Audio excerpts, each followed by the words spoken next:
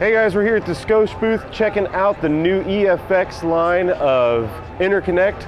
We just want to show you cool things that caught our eye here at the booth for some of their cabling, distribution blocks, battery terminals, etc. So if you check these out here, these are their new battery terminals for 2015. Obviously, they've got 0 gauge capabilities, 8 gauge, 4 gauge, etc. But what I thought was really cool is if you pop these guys off right here, they actually have a post on the battery terminal where you can actually like charge or jump start your car if your battery dies. So instead of like a typical normal battery terminal like this one here on this series, you'd actually have to pop the whole cover off to actually be able to tie onto that, clamp onto the battery terminal itself. So on these you don't have to do that, you can just leave it as it is because they actually have a cool little post. And of course they have the indicator of red or black just so you don't mess up if you can't figure that out already, which is pretty simple. So some other stuff that we thought was really cool is some of their power and ground distribution blocks, a wide variety of cabling sizes for your inputs and your outputs. But what I thought was pretty neat is they've included on some of them this little block that can go in here. So this is obviously fused at the moment, but if you wanted to not have it fused, you can insert this little plate here right into there, bolts in just like a fuse, eliminating the fuse so you just have power flowing straight through without any fuses there. Or of course you can take it out and you can use it as a fuse distribution block, a ground distribution block. So they have a lot of configurations. They're not all up here. I brought this here just to kind of show you that there's 1 in, 4 out, 2 in, 4 out, and dual distribution, which we've got displayed right there. So you've got a lot of different configurations that you can set these to. Another thing that's really cool is their new ground terminals. Now I'm sure you've heard this or seen this in some of our videos before where we've talked about the proper way to ground an amplifier, and a lot of shops would typically just take your regular ring terminal, shoot 1 screw and it's all loose, or they'll put a bunch of screws all the way around it just to try to keep it from moving. Well, what they've done is kind of clever. They've basically taken a ring terminal to fit, 0 gauge, 4 gauge, 8 gauge, and of course some other sizes here.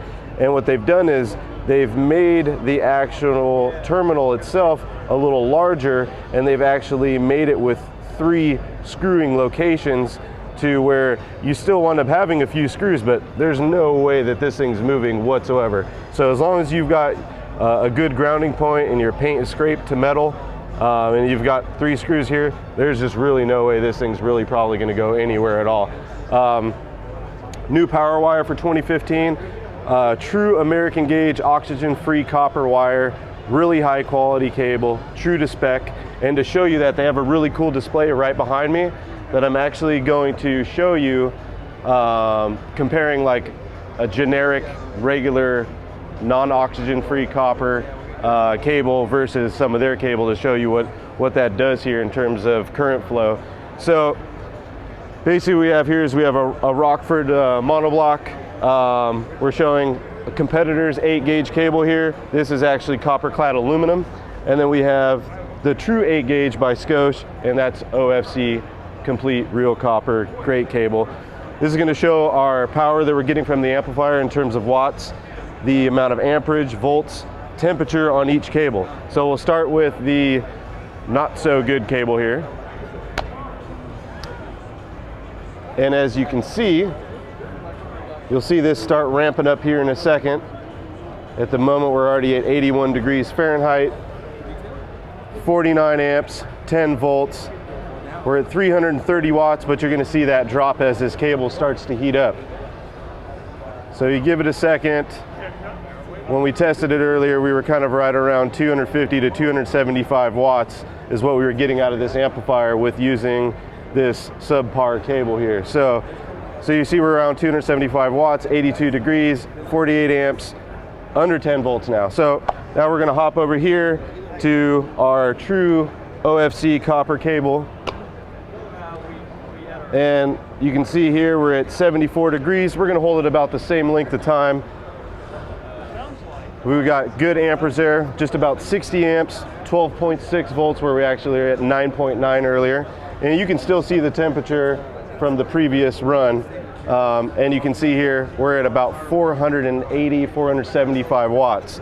So you can see how important it is to use a really good quality cable to actually get everything you want out of the amplifier that you purchase. So you know, it just goes to show you could spend $300, $400, $500 on a nice amp, you know, 500-600 watt amplifier, but if you chintz on your cable, you're not going to get the power that you think you're going to get. So it's really important. So I just thought that was a really cool display that kind of showed off not only the quality of their cable, but just to kind of give you an idea of why you don't want to get a no-name brand, you know, copper-clad aluminum cable that's not true to spec. So Allyn with Sonic Electronix, CES 2015.